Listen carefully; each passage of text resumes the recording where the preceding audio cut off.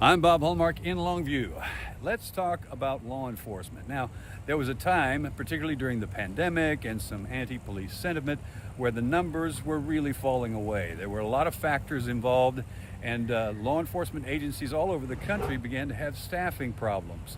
But there is some good news now. Now, to talk a little bit about how this has affected East Texas, we're joined by Gregg County Sheriff's Department Chief Deputy Gregg Harrington. And Craig, what's it been like to go through that period of the pandemic and all of the other things that went into it? Well, it's been one heck of a ride, let me tell you, Bob.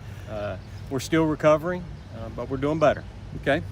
Now, one of the things that this affected was your manpower, obviously, with so many people. And I'm guessing there were a lot of variables here as well, because it was not only the fact that the pandemic was happening and people were not applying, but you had people leaving too, is that right? That's correct. You know, during the pandemic, during the height of the pandemic, for a medium-sized department that we are, we had almost 60 openings at one point in time. Mm-hmm. And when you're running 60 people short and you've got a lot of young staff, it can create problems. Not just in the jail, but as far as protecting our neighborhoods out here on the street. And a good point to make here is there are state requirements too. As far as the jail facility, you have to have one person on the floor per number of inmates. Yeah, it seems kind of silly, but yeah, the state mandates how many people we have to have as far as guarding inmates, but they do not mandate how many people need to guard the community. Mm-hmm. So as far as fulfilling state requirements, of course, with the sheriff's office, the jail sometimes can be a number one priority. And one of the things that I thought was curious is a lot of departments actually pulled some of their patrol officers off patrol so that they could have somebody in the jails. Well, we made the decision that we weren't going to be pulling any of our numbers from the street, but we were mandating overtime. We were mandating overtime from Courthouse Security Division, Airport Division, a lot of our other divisions, as well as patrol. When they were off duty, they had to work the jail. And unfortunately, you had a lot of folks that were up in age that could retire that decided, hey, look, they just don't want to work that much anymore, and they made the choice to retire. Yeah, and as we have documented in the past, resignations and retirements actually hurt a lot of departments as well, because you had experienced officers that were now gone and you had to replace them. That is correct, and the problem lies in law enforcement. When you have a 20 and 30 year law enforcement veteran and you're having to replace them with a 2 to 3 year veteran, you're losing, sometimes 27 years of experience in that community. Now, the reason we bring all of this up now is there is some good news. There's a group called PERF, P-E-R-F, which stands for Police Executive Research Forum, which actually does a study to say that we are actually turning the corner right now, and the numbers look pretty good.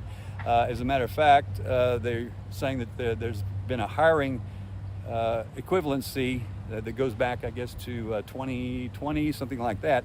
Still about 5% down from that time, but the numbers look pretty good. Have you seen any of that right now? Oh, absolutely. One of the things that happened during the pandemic that was good for law enforcement is we're very fortunate living where we live in East Texas with the elected officials that we have that did not give in to the anti-police sentiment, but they recognized the challenges that we were facing, and we were able to increase our benefit packages, in some cases with our jail staff by quite a lot. And of course, we're well below 20 openings right now, which is significant.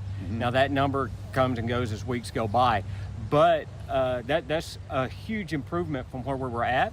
We're still making improvements in our benefit packages, trying to entice young. Of course, most of our openings are in the jail. But yeah, we've come a long way. And I can't say enough about our elected officials, our county judge, our commissioner's court, our mayors. And that's not just for Gregg County, that's all the surrounding counties. We're doing a lot better. We're not where we may necessarily want to be, but they're doing everything they can to help us. Of course, nobody wants to have their taxes raised, so they're having to try to find that sweet spot to help us out and, keep the community happy. Right. You answered my other question, which was recruitment obviously becomes a big factor now with every agency, is because you have to entice young people that want to get into law enforcement, and they need to have all of the information about, hey, what can you do for me?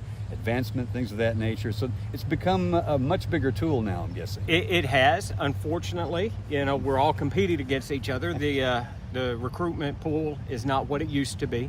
I don't know if it'll ever be that way again. Unfortunately, you can still turn on the news and you see a lot of anti-police sentiment all over the country, even here in Texas. Not necessarily in East Texas. I can't say that enough. We're very lucky to live where we live, but the people that want to get into this job, the numbers are just not where they used to be. Gotcha. So it is very competitive.